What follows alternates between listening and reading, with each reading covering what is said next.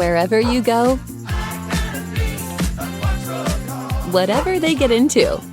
From chill time to everyday adventures, protect your dog from parasites with Credelio Quattro. For full safety information, side effects, and warnings, visit CredelioQuattroLabel.com. Consult your vet or call 1-888-545-5973. Ask your vet for Credelio Quattro and visit QuattroDog.com. Edit audio.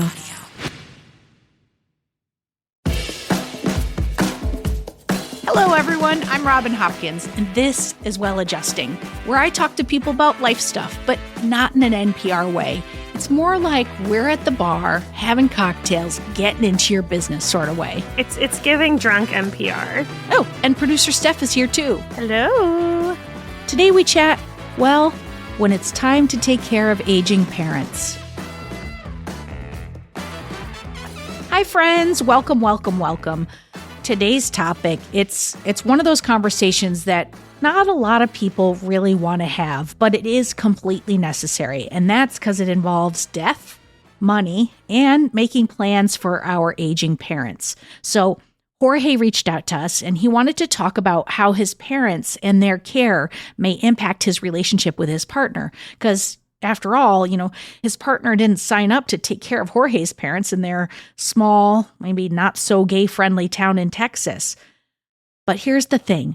Like any good conversation does here on Well Adjusting, things sort of unfolded and maybe expanded. And we found ourselves chatting about avoidance, family dynamics, communication, or sometimes that lack of, and dealing with the guilt that can come with that feeling that you're not doing enough. So let's just get right into it, because this truly is one of those topics that, we all have to deal with, yet so many of us are wholly unprepared for. But don't worry, we do this in a well-adjusting way. There's still some levity and a lot of fun in this conversation. Okay, let's get right to it. Hi, Xorje. All right, well, why don't you just tell us a little bit about yourself? Yeah, sure. So my name is Xorje Olivares. I am currently the host of a new video podcast for KQED, which is the NPR affiliate here in San Francisco. I've been in radio for almost 15 years now in some sort of capacity. I would say the vast majority of my career as somebody in media has been professionally as a gay person and as a Latino person. Those are very much tied to my identity. And so I like creating content. Oh, that sounds gross. I like doing things that I feel will benefit the people that sometimes look like me and sound like me. Love it. I say, by the way, because I also skeeve myself out when I say creating content, so I say make stuff. That feels like very highbrow in my world. Mm-hmm. But in a nutshell, let's have you just say, what is the thing you want to pick apart today? Yeah, so my parents are getting a bit older. My mother is about to turn 75 and my dad is only 65. So my mom is 10 years older than my dad. Right? Girl.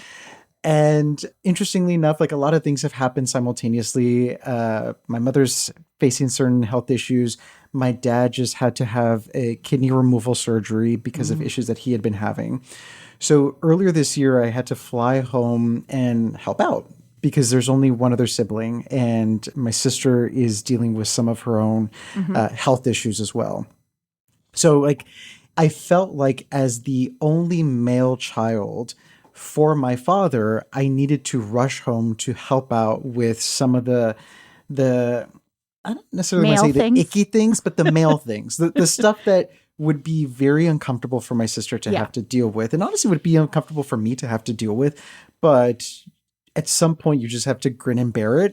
So as I was thinking about all of this, it reminded me that, that means I have to go back home. Where's back home? I grew up on the Texas-Mexico border. What does the Texas-Mexico border look like right now?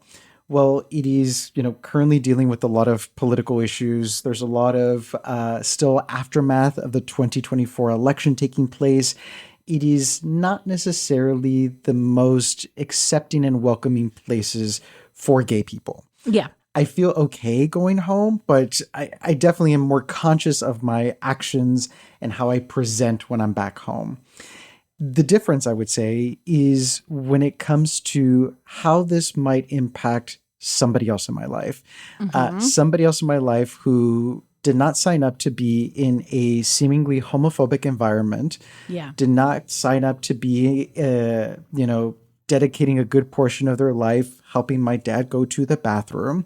Like the things that I knew that I was going to have to do, but doesn't seem quite right to involve somebody else just yet when they haven't had to do that for their family or for their parents.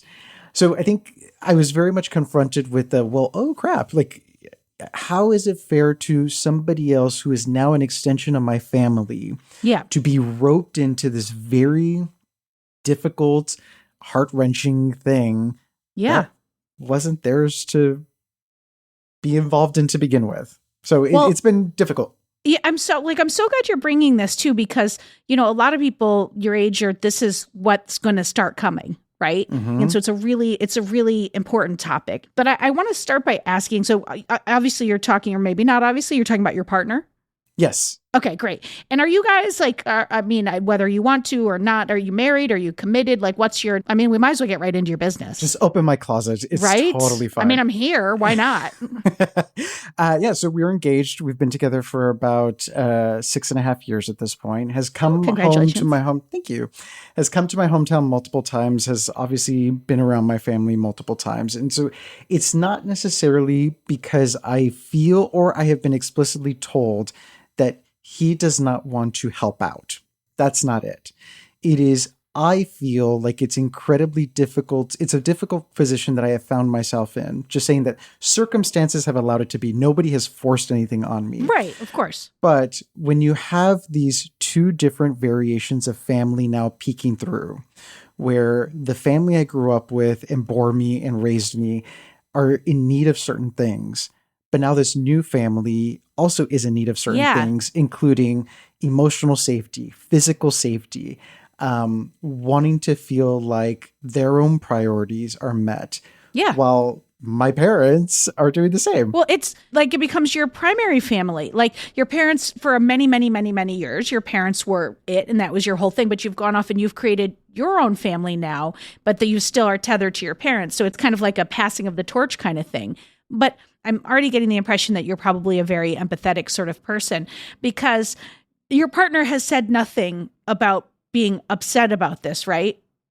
Oh, not at all. This is the cancer in me talking completely. Okay, great. This is the I'm trying to be diplomatic. I'm trying to make everybody happy. You're already trying to help someone who's not even upset. Mm-hmm. Right. And I guess how they always talk about that advice of like, when you're mean to yourself, you're like, would you give that advice to your friend? Would you? So would your, like, if this situation was reversed and he came to you and he said, my dad just had this surgery and would you be like, well, I am very busy and this is highly inconvenient. And furthermore, that town is homophobic. No, not at all. Right. I am probably the only person in my life, and this kind of goes beyond my relationship. It goes towards my friendships, my deep friendships, the folks that I've known at least over the past 10 years or so, is I am the only one that I know of that has a significantly deep of a relationship with my parents, because I grew up in such a small town and because my grandma lived 3 blocks away. My aunt lived 2 blocks away. It was very much rooted in family, and the foundation of my life has been built around family. It has been hard for me to just like, all right, I've grown up. Sorry. Thanks for everything. I've definitely created boundaries, but I'd say my boundaries are a little bit further away than most other people in my life. And because I'm a bit more lenient, there are a lot of things that I have said I would be comfortable doing. But now that I'm confronted with it, I'm like, oh crap, should I have made those walls? Should I have made those walls a little bit closer like everybody else to protect my adult self, my adult life from now being in this very uncomfortable position of not knowing what to do immediately.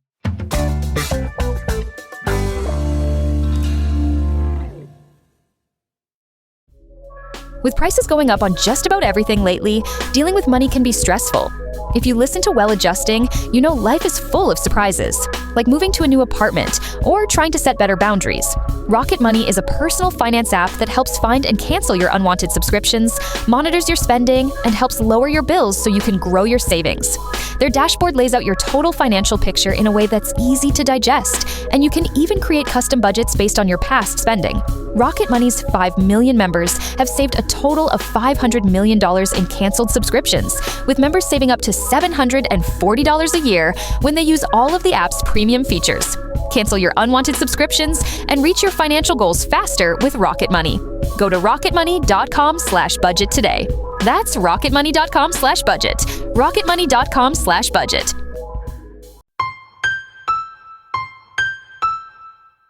Are you scared or anxious about the state of bodily autonomy? Do you want to get involved in the fight? I'm Jenny Wetter, and I host the podcast Repros Fight Back.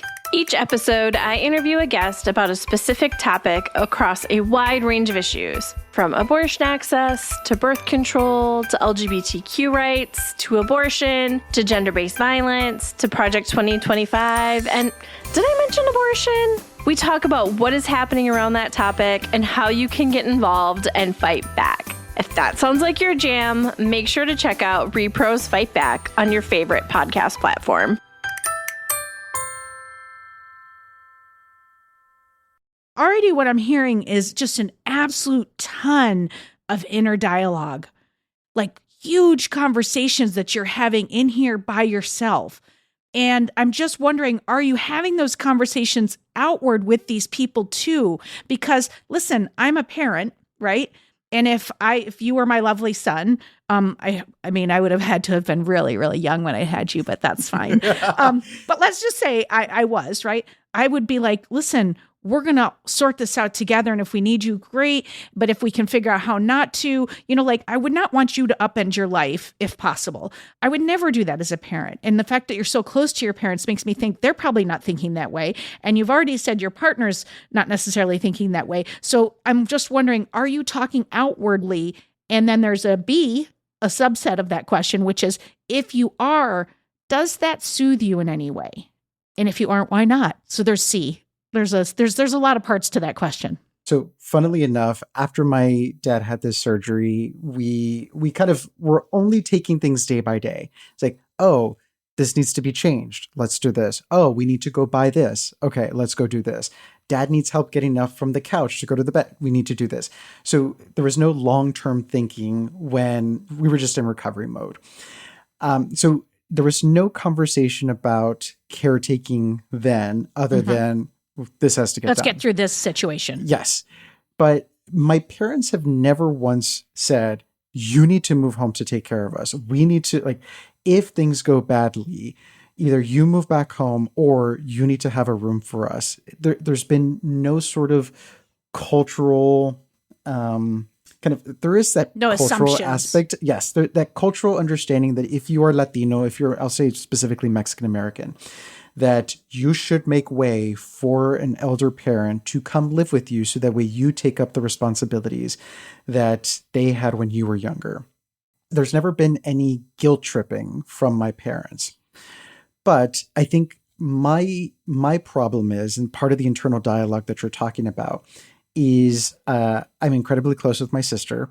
My sister, who unfortunately over the past year has had to deal with becoming a widow, having to deal with her own issues, that I feel a sense of even more responsibility that if there's only 2 siblings here, and by extension, if I include my partner, 3, that there's only so much that we can all do. And right now, my sister has her own things that she has to focus on. Limitations, yeah. She has limitations. And even with those limitations, she's been fantastic at helping my parents and my dad.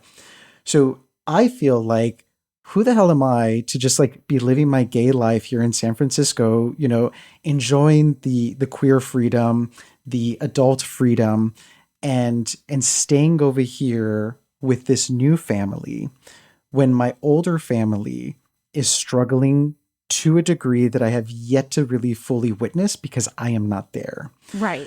So it's a lot of the unspoken.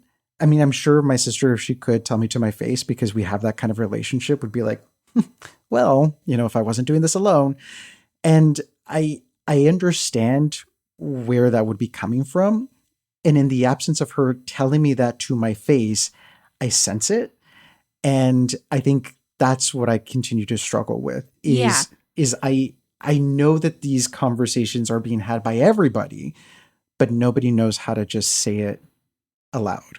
So, because we just did a 100th episode where we realized that I always say there's two things going on here, but I'm about to say it again. There's two things that are going on here. Yes. One is it feels like your guilt and your feeling of just like, I mean, you just said it so perfectly. Who am I to be out here living my best gay life and people are struggling? So there's like a sense of like duty and guilt and all of that that's over here. Okay. So let's just put that over here for a second. And then there's over here, which is the lack of communication that's happening with everyone. It feels like people are talking around it, near it. But I think that the very first thing is to begin to talk as a family and you as a person, because I bet you'd be surprised at like, how can you have compromise if you're not speaking? How can you figure things out if you're not talking? How can you, it's like, how many times do you hear someone say they died without a will and it was because I don't want to think about it. I don't want to do it. It's like, this is real life. Like people age, people get sick, people, start to become immobile. Like it is a real thing. So it's like, I would tell you, like, could you be the conduit to begin the discussion in your family? Like that might be one of the biggest ways you can contribute, which is by saying, hey, we're all going to sit down and we don't have to solve it today. Let's just talk about where we are and maybe what some plans are. Because like sometimes money is a conversation that kids aren't privy to. Insurance and benefits and things aren't a privy, the kids don't know, like whether your parents have care insurance, like that kind of thing. Like you got to know all that. And you have to start to build systems. And that's something you can do anywhere. That's true. I think what I've recognized, at least now as a grown person, is just how avoidant we've always been as a family. And that's not necessarily because there's been something that has happened that has forced us to become avoidant. I think because we grew up in such a small town, we felt like everything could be simple. It really was an idyllic childhood for me. It was an idyllic household for me. Like it was a foundation of love and a household of love that it didn't require a lot of exposition. It didn't require a lot of like, we have to have conversations about this and that. It just was. Yeah. And so I think we just held on to that and ran with it. And now that we've reached a point where it's like, oh, no, we probably do need to talk at length about, mom is now 75. What does that mean? Dad is now 65, but only with one kidney. What does that mean? Yeah. There's only two siblings, one of whom is having to deal with the loss of a partner. What does that mean? Yeah. And I feel like even though as much as what I've been talking about has been like, we haven't talked about anything and I don't know what's happening and the world's on fire, that we have been a bit more realistic about what is happening, the moment that we're in, and just like how much time is left to figure it all out because of how quickly things changed for my family over the last year with the loss of my brother-in-law, with the loss of another family member. Like the fact that those happened so suddenly, it made us realize like, oh, okay, so what is the plan with mom and dad? Yeah. Who does want a DNR? Are we talking about DNRs now? I think we have to talk about DNRs now. By the way, yes, you do. Yes, you do. And you should be talking about trusts, and you should be talking about wills, and you should be talking about if they own their own home, like, can you move that stuff out of the estate now so that your dad has more and it doesn't all get taken up if she has to go into care? Like, these are all real conversations that are on the practical side that need to happen, maybe need to be project managed. Would you be comfortable putting together a good old fashioned spreadsheet, which producer Steph and I really love, that says we've got to make all these decisions from DNR to health proxies to finances to so this is where I will bring in my partner. That is my partner's strong suit. Yay. And I feel like instead of the physicality of care, which I feel like I would be more than happy to do, that I could rely on my partner to do the, hey, can you do this? Can you do this Airtable for us about hi, what is the medication mom and dad are on? oh, what are the passwords for this account, that account? What's the name of the accountant? Yeah. Do we have a lawyer, a family lawyer? What's that person's name? What's their strong suit? Do they have a will? Where is it? Yes. All these things. Because I feel like my mother, like every baby boomer parent, she has all these important documents like in a Ziploc bag in some in a fire safe that she got at the Home Depot. Yes. So like I know that exists, but other than that, where's the other information? Yeah. So I think that is where I will incorporate him into the caretaking part of it, because I guess maybe this is an aha moment for me now, but like not realizing the levels of caretaking and how that is a component of it. Yeah. That it doesn't necessarily mean changing adult diapers, taking to the bathroom. No, someone's got to be showering. doing the bank account. Yeah, someone's got to make sure the mortgage gets paid. And I'm glad that you brought it back around to your partner too, because I do want to come back to that, because I have a feeling it is over here in the feeling of like, I'm putting this thing on you. But I do want to just say this thing, like, I don't know about you, but like when I got married, that is what I said I was doing. Is I said I was going to be there for Mary, and I said that this was the family we were building, and that is part of the bag. We each have to work with each other's families, and they're different. We came from different places and grew up in different ways, so it's uncomfortable and different sometimes for us, but we do that. So it's like, I think you can project manage this side. You already talked about how you would work in partnership with your partner, but how do you let yourself out of the guilt of your partner? I think the thing, again, getting older is so much fun because all this stuff that you never knew was happening behind the scenes is now front and center in your face, smacking the crap out of you. Just wait until your knees go. It's great. So realizing that we all speak different languages. So my family and I speak this avoidant language. We don't say things, but somehow we all, by osmosis, know what we're all thinking, and we can intuit what the other one wants or says or doesn't feel. My partner does not speak that language. So I'm over here saying like, my mom, XYZ, and he'll say, I don't remember her saying that. She didn't have to. I know exactly what my mother's trying to say here. Same thing with my sister. Oh, she didn't have to. I get that this is what she says. So I'm over here operating with one language. My partner's like, can you clue me in on like why you think this is how they feel or this is what they're saying? And I'm glad that because he's so involved in my parents, like he's in all the family chats, like he is very much a child for them because he has been around for so long. But I think they now see, oh, he doesn't get what we're saying. I think we need to say it. I think we need to be a bit more clear. And he's been very good about telling them, what are y'all doing here? What do you need to say? How can I be of help, or how can I be useful? How can your son be useful? Oh, we like him. He's great.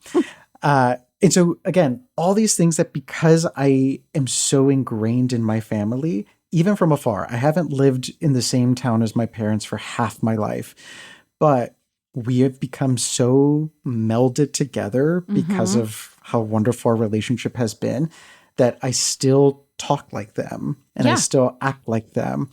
And it's a difficult thing to try to, well, I don't know if I necessarily want to leave it behind, but it's difficult to have these breakthroughs more readily. Well, and in sickness or in times when you go back home, there's a regression.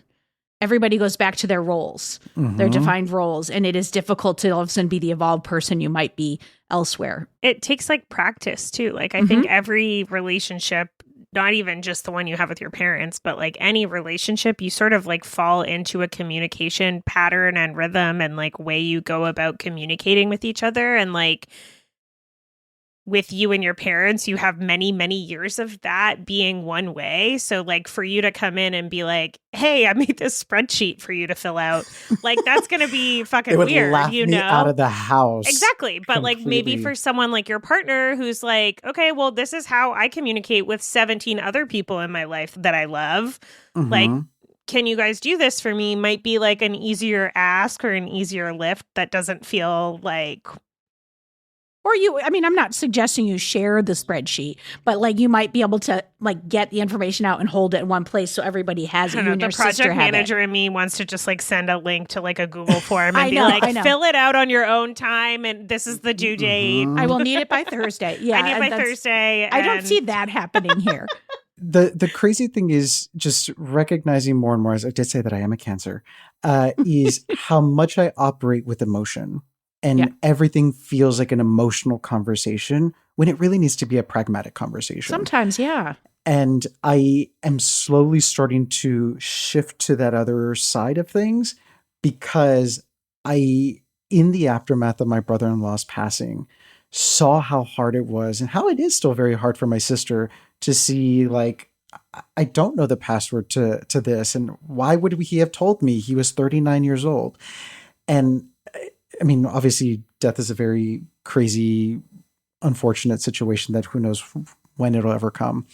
But I think as I see my parents getting older, there's only one way that is going to go. And I hate even saying it aloud because I don't want to think about who wants to think about that. But I hope over the next few weeks and months, I will begin to be able to kind of not necessarily leave the emotion, but don't drive by the emotion and say the things that need to be said practically.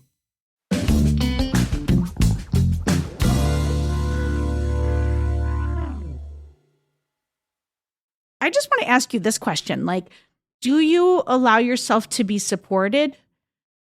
Oh, absolutely. And I feel like even my parents are supporting me by not calling me every day to talk about aches and pains. And, they went to the doctor and they told them this and they told them that.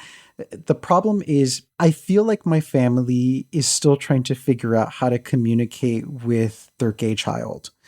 And I don't say that because, I've been out to them for 15 plus years at this point. But when I first came out, my dad said, the only reason I didn't want you to be gay was because I was afraid for your safety. And it's not an easy thing for your parent to have to recognize.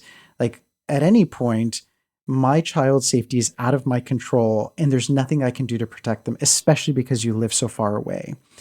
So, as I mentioned, I've lived half my life away from my parents. I think they've learned to create distance and give me distance to be able to enjoy and live that queer life that I could not live back home. But in creating that distance, there's a lot of times where, again, as avoidant people, I'll get a text that's like, oh yeah, don't forget, we're going to the doctor in San Antonio because your dad needs this and this done. I'm sorry, wait, what? What is it getting done? Why didn't you tell me this? Like, there's so many different health complications, problems, or even just checkups that I'm not aware of. And I think it's because my parents are like, no. He needs to go do what he's doing. He needs to live his life. He needs to do the stuff that we know that we can't help him with right now. And in doing that, I've been the one who's like, what are you doing? Like, this should all be a open air conversation about the little things. Here's what I keep thinking about. I just keep getting a vision of you like the center of a spoke, like a bike wheel. But I also keep thinking about there are a million options. There is like a healthcare app where like you would have your parents' doctor's information, everything would go into it. It's shared among family members. Like all this stuff has like the logistics of it already been worked out because a lot of people have gone before you. That is not what's happening here. Oh, yeah. Like I could easily, if it's financial assistance they need in this caretaking process, the fact that I can Zelle, Venmo, Cash App, whatever, like there's so many different options that are available to me that my mother did not have when her and her siblings were trying to figure out what to do with my grandmother when things were going south. Yeah. I think the thing that I mostly feel pressure on is the changing of dynamics in other relationships as caretaking happens. Yeah. So like, how is this impacting my relationship with my sister? How does this affect my relationship with my partner? How does this affect my partner's relationship with his parents? Because like, is he going to want to do similar things for them as I'm wanting to do for my parents? Yeah. How does this affect my parents' relationship with their own siblings? And like, who's helping out? Who's not? Who's missing? I think also to your point, like I could easily be included in an app where mom and dad's information is. Like I can have this information at my fingertips. I think it's just I am having this conversation with you from beautiful San Francisco, and my dad's probably in the next couple of days on his way back to a kidney specialist appointment that I don't know that person's name. I don't know their recommendations. I don't know, what medicine he's going to prescribe to my dad, but my sister will. Right. And it's all, I could call, I could do all that stuff afterward to get updates. It's just, I'm always the secondary. Well, I don't mean to imply that these apps solve anything. I think my point of saying that the apps exist means that it's not about that. It's about this thing of, and I know exactly what you're talking about having a house where you don't say the thing directly and everybody's knows what people mean when they say it and it's all unsaid. But it's the guilt or talking. Mm-hmm. I just want to see you break the mold a little, and it'll be uncomfortable. And to Steph's point, there'll be a lot of practice to sit with your sister and just say, I'm having a lot of guilt and I'm feeling really badly. And I'm worried that you're taking on and I only know it after. What can I do? Or are you mad at me? Or can we talk about this? And just be the one, who says the thing. That commitment to be the one who says the thing is every bit as important as the person who drives the person to the appointment, I think. Mm-hmm. And everyone in your family, at least in my family, everyone was so grateful. I have different family dynamics, but very avoidant people, not talking about the elephant in the room. I asked my parents for probably 6 years about their wills before they ever answered me. Every single time I saw them. Mm-hmm. And I would come to it from a place of I don't want this to ruin my relationship with my siblings. My siblings are super important to me. You are going to die. And we all know that. But I have seen the way that money and just heightened conflict and everything gets wrapped up and messed up when people die. And I don't want to deal with that. So I want to deal with it now, slowly, while you're still here, where everyone is in the loop on what's going on when you're going to pass. And then whatever, no one's going to be surprised. I think the thing, my father and my mother are completely different when it comes to the idea of death. My dad has always said, when I die, whatever, it's going to happen. There's things you can do, there's things you can't do. And a part of me really appreciates that and respects his viewpoint on that. That as much as there's going to be emotions tied to death and emotions tied to what goes on afterwards, that sometimes you just have to accept the fact that it is an act that happens and you move on. However difficult that moving on can be.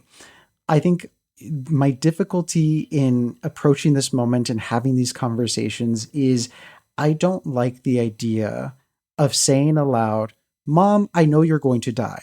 Dad, I know you're going to die. Yeah. And in order to prepare myself for you dying, I need to do this. I need to do that. My sister and I need to do this together. Where's the documentation that says, when you die, this is what happens? And so just saying the It's word hard. die. Yeah. Just now, what am I doing? Yeah. Not necessarily that I want to put that energy out into the universe because I'm not that woo-woo of a person, but It's just a very hard thing to say. It is. And especially in the aftermath of the past year, where my family was confronted with death in such an ugly, visceral way. I think as much as we hated that moment, because who could not hate that moment, it really was a turning point for us in being able to say the word death and die a lot. And what happens when people you love die? What happens when you're not ready when they die? What happens when the grief that you're experiencing is compounded because of the inability to do regular things like, I can't pay this bill because I don't know whose name the bill was under. I can't change ownership of something because it all happened too quickly. Because Netflix is under blah, blah, blah's account and the bill wasn't paid or whatever. It's It's always the small things. But what you're saying is kind of like what I was saying to my parents, which was that like, it's not a burden if we talk about things now. It will become one if we have to do it while we're grieving. Yes. And like, no one is their best self while they're grieving. So I think like maybe not approaching it the same way as I did, because I'm like a pretty direct person, but like, I need it. Or the words were like a little harsh, but I think coming at it from a place, because that's like the emotion life is that you're changing, that kind of stuff. and your parents want that for you, and they feel that too. Like they can feel that with the loss of your brother-in-law, I'm sure, and I would imagine they don't want to put that on you. Yeah. And I also, and I hope I'm not being too direct with all of this, because it's like you just spent all this time talking about how you're in this really indirect family. I'm like, did you this? Did you that? So sorry if I'm being too, but I can't be any other way. So apologies. But I keep thinking about this idea. Like I felt this way when my parents went through it. It was like, okay, it's my turn now. And now I live far away like you. So my turn didn't necessarily mean that I was moving to North Carolina. Like that was not going to happen. But I did everything that I could, and I went every time I could, anytime I was called, anytime I was asked, anything they needed from me that I could do as like data entry, anything. Like I have other skills that I can do to help. And then the situation was such that we didn't have to go there. We were really fortunate in that way. But like to Steph's point, without setting things up, you might be in a position like the uncomfortable thing that's in the room is, if you don't get over that uncomfortable thing, you're making your life 100 times worse. And it will be harder. And I just want to say that like, also like we started talking about your partner, but I think it's more about like your feelings about this, or it feels that way anyway.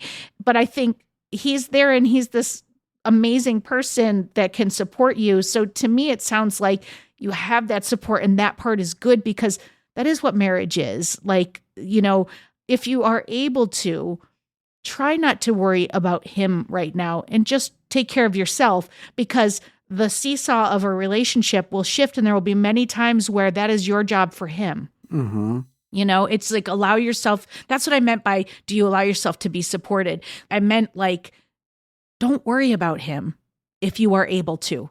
He's there. He's got it. He's holding your hand. He's helping you. And he's saying to all of your family, hey guys, can we talk about this? Like, really talk about it? Like he's saying the things that are helpful to you, and you will do that for him. Oh, believe me, I completely understand that this is all about the ladder of life that I have yet to figure out how to climb. Like the ladder's in front of me, and I've been on one step of the ladder, and I'm already fearful of the rest of the ladder. Then I'm like, I think I'm going to stop here for a little bit, which obviously is not good, because to your point, I think because of the fear of discomfort, we are only exacerbating the discomfort to come. Yeah. And I see it. And I know that I have a thing to do to change that. But again, I just see in huge red neon letters like death, death, death, death. Yeah. And I'm like, I think I'm just going to ease back a little bit. And by the way, that's okay. You can stay in that rung for a while. Like you're not at, you know, God forbid, some really like terminal stage of something. Like you're not there now. You're just like in a planning phase. And look, if at the end of the day, you guys don't move money into a trust that helps save $12 in taxes, then so be it. You know what I mean? You'll get done what you get done.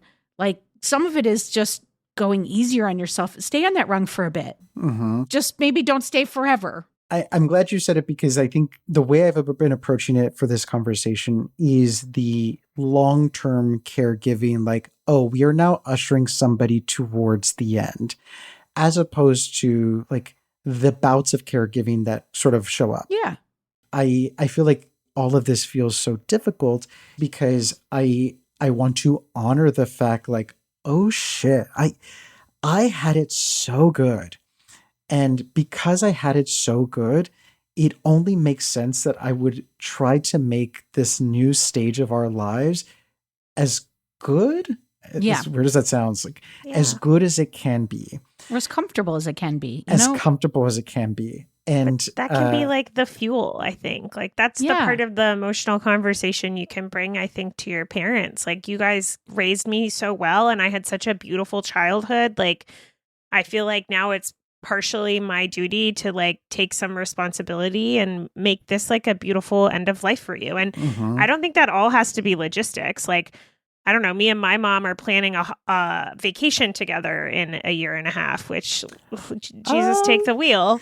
But like that could be really exciting and really fun. There And could be that some was bucket list part things of in there. Yeah. Yeah, it was part of things that we wanted to do. Now that she's getting older, it's not before she dies, before she loses mobility, before blah, blah, blah. Yeah. Like we're going to a place she wants to go. So I don't know if that's helpful at all, but like adding in some sprinkles of like fun, exciting things that maybe you guys can do together. I've told my parents, like, hi, now you have to plan for a wedding. You need to do everything to stay healthy and safe and mobile. And like, if it means being one of those mall walking women, Mom, you have to be one of those mall walking women. Hell yes. And buy me the sweatbands. Like I'll be there in the mall. Well, I feel like, Steph, you're starting to kind of move into like our homeworky section. And I feel like for me, it would be really simple. I think I want you to go somewhere in the neighborhood of 1,000,000% easier on yourself. Because I think that you are, as thoughtful as you are in this conversation, that is going to be how you are with them. And that is going to, especially like that is going to show up in all of your actions and all of the ways that you talk to them and all the things you're trying to do and all the care in which you're coming at them with. And they will feel that and they will know that because that is the primary way you all communicate. So I want you to go easier on yourself and I want you to not worry about your partner. And I want you to rest on the rung of the ladder that you're on right now. However, you're not getting away without a however. Oh, no. I would like, there's this document, and I'm going to see if I can find it for you. It was this woman whose husband died suddenly. And it was something like shit I need or, before death or something. It was like a very funny, like Word doc. And I had it at one point, then I lost it, whatever. And then I created my own version of it with account numbers, with passwords, and with all of that stuff. I'd love it if you would use something like that. Make it your own and set a deadline for when you will start it. Because some of the work that I think you need to do is just accepting and becoming comfortable with starting. Yeah. Like I want that document. Yeah, right. I'll find it. I will find it. Because the longer that you sit in this space, the only person that you're harming is yourself, Xorje. It's like you are taking all this on. So it's like, just doesn't have to be today. You take some deep breaths, you take some rest, but like soonish, you set a hard date and you start working on that stuff and just go, I've got this doc. Every time I talk to them, I'm going to get one bit of information. And they don't need to know that you're doing it. And then you could tell your sister and you could share it and you could say, this is, and have a conversation with your sister. Mm-hmm. Those are my homeworks. Like, I want you to relieve yourself of some of the guilt and just ask her, are we okay? Do you need more from me? I can't be there, but tell me how I can help from here. Yeah. I will take these. I know that. Thank God. Woo. No, this like the idea of doing it one bit at a time.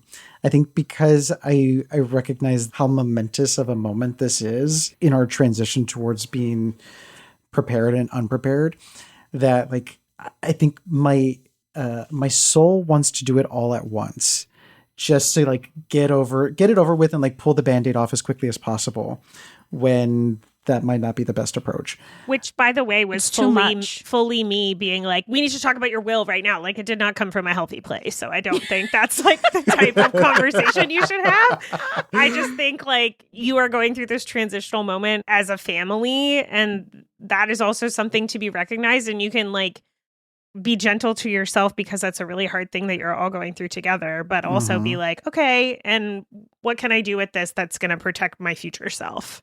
Yeah. I want to tell like a little story. Can I? It's short. What if I was like, no, and I just hit stop and left? Honestly, I'd kind of love that. Power move. My little story is that my mom is very avoidant, and I got a call from my sister like, I don't know, months and months ago now. And she's like, Mom's in the hospital. I'm like, what? She's like, yeah, she's been in the hospital all day and she hasn't told us. It's like 7 p.m. at night. So I'm like, what the fuck? So I call my mom like 45 times. She doesn't answer. I call like 6 of her friends whose numbers I've acquired after her doing shit like this for literally the last 15 years. Whatever. I finally get a hold of her and she's like, yeah, I fully lost vision all of a sudden. And I'm like, what, bitch? Like, are you for real? Like, she's like, yeah, I fully lost vision. I've been in the hospital for 12 hours. I haven't been able to see out of one of my eyes completely, and the other one I can kind of see out of. And I was like, okay, like go through all the logistics. I'm a very calm and like the wake of chaos type person. So I go through all the logistics. I'm like, great, next time, like, let's talk about this sooner, blah, blah, blah. I love you. I'm going to do a check-in in half an hour, 1 hour, and 2 hours from now. So these are all the people I've looped in, blah, blah, blah. Anyways, I hang up the phone. I full panic. I'm like, my mom has lost vision. Not only is like her vision never coming back, she has some other issue that I've made up in my head. Also, now I'm like, I live in a different fucking country. My siblings live in a different country. Like, what do I do? We have to move. I have to move to my mom's house. I have to move in with my mom now for the rest of my life. Like, this is the anxiety spiral I'm creating. Okay. So I'm like, all right, I'm like talking to my partner. I'm like, I think we have to move like to outside of Toronto now. Like, I can't do that. I can't run my company from there. I can't be like a gay person there. Like, blah, blah, blah. A week later, my mom has vision recouping. It will go away at some point completely. And that is a reality I have to deal with. Put a pin in that. Like 2 weeks later, my partner, who is from Houston, very close with their family, trans, visibly trans, has a lot of the same feelings about being that South around like personal safety. And they were like, this is a conversation we should have. And I'm like, yeah, for sure. I'm still panicking about my mom. And they're like, well, if my parents needed us to like move, like my mom needed us, like we would move to Texas. And I was like, abso-fucking-lutely not, we would. I am not living in Texas. I will not live in Texas. I love you. I want to be with you forever. I am not moving to Texas, ever. Like, point blank.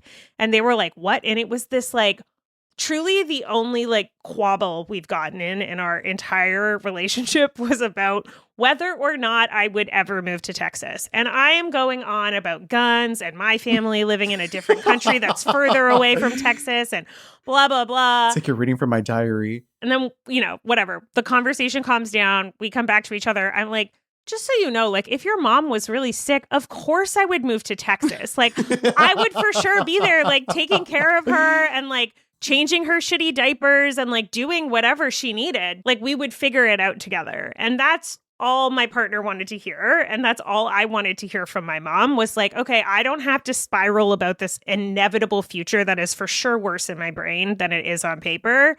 I just want to know that, like, we can communicate and, like, figure it out as a team. And I did the same shitty thing that my mom did to me, to my partner. And I'm just saying this in a big loop around way that is like, it is truly about having like a team with you to figure it out rather than it is about actually the problem. Because like all of us on this call right now are sweet angel babes who like, if anyone needs us, like we're going to be there. I can tell you that. Like, I barely know you. I could have told you that in like the first 3 minutes of you talking, that like you're going to be there and your partner's going to be project managing. It's going to be a whole thing. Like, the logistics are not the issue. The issue is that like there has to be like a conversation and a teamwork aspect to it. So you have to be playing the same sport if we're going to get, yes. I'm going to get all lesbian. Like you can't be playing baseball while your sister plays football. Like you have to be on the same rules, the same, pitch, whatever. You've got to be, otherwise a lot of assumptions get made. Yeah, but having the conversation start with, like, I want to be on the same team as you to figure this out. Like, what can I be doing? How can I be coming? Like, I friggin' wish I did that to my mom, and I wish that I was like that with my partner instead of being like, absolutely not. There are guns and snakes. Like, I mean, as has probably been evident by how I've been talking over the past hour, I try to think of what is possibly going to happen if we go down 4 different routes. And so I'm holding all of those, like option A, option B, option C. Can't forget option D, because option D is also going to be very important should the first 3 fuck over. And because I'm more big picture minded, I forget like, no, we just need to take a step here. That's it. We can't even go down A, B, C, or D yet if you haven't moved your fucking foot. So I think that has been part of the feeling immobilized. My tiny homework is just to recognize whenever you feel that like tightness or like afraidness, to recognize that it has nothing to do with like the moment, but it is like about something deeper. And I don't know, like Robin uses this like stop technique, which I feel like we talk about in every day. The snapping of the rubber bands. Yeah, snapping of the rubber band, whatever it is, so that like you start to like pattern recognize, like, okay, that's not about, you know, this. It's not about like whether or not they have an IRA or whatever the frig. It's about like my uncomfortability with like this guilt that I feel or lack of support from blah, blah, blah, or whatever it is. And just separating those so that then when they show up, they don't feel like one cluster of ick. It's like little separate things that you can decipher. Ooh, clusters of ick. Clusters of ick. Just making note My of new that. metal band. COI. The list has been so lovely, Xorje, though. It really has been. And it's such an honor that you allowed us to chat with you about this, because it's so evident the love that's in your family. And I think if you've got to go through a problem like this, like you're all going through it together. And I have such faith that you'll find your way when you guys start talking. I really do. Aw, Me too. Thank you.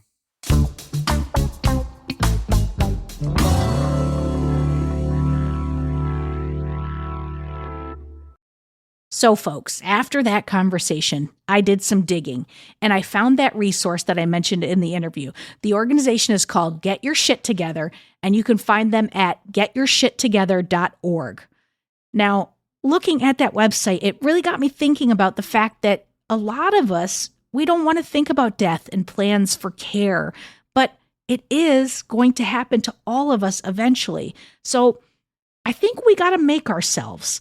I say, begin those conversations with your family, folks.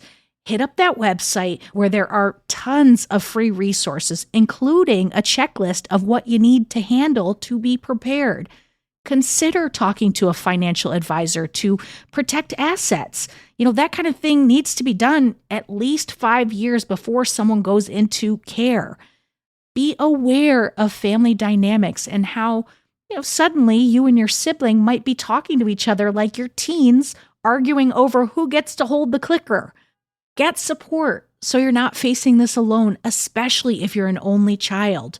And if you are a parent like me and you are listening, consider the burden that you could be putting on your kids if you don't get your shit together. And I say that this conversation with Xorje is a reminder that while I've done some of this, I have not finished that checklist. So I am committing you should too. Let's get our shit together, folks.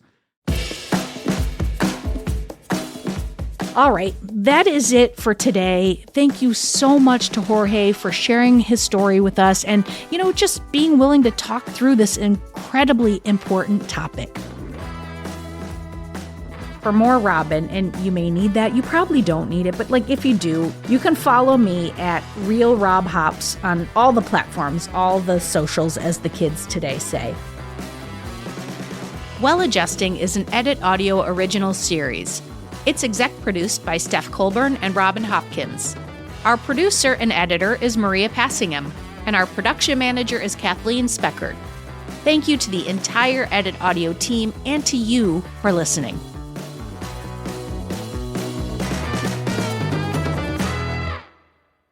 Oh, hey, before you take out those AirPods, this show is just for entertainment. If you are in need of help, please, please, please reach out to a professional. Go ahead and get that help. You deserve it. I've got 20 minutes till Run Club meets, and it's time for a quick pre-workout snack. Go-Go Squeeze Active Fruit Blend to the rescue. Made with select B vitamins to help release energy, it's an easy, squeezable pouch made to move with me. The taste? So good. And made with real fruit. Even better. Whether I'm hitting the trail or meeting my friends on the court, this is my go-to on-the-go snack. Quick, easy, ready when I am. When it's go time, I go with Go-Go Squeeze Active. Snag yours on your next store run. Search for Go-Go Squeeze on Amazon.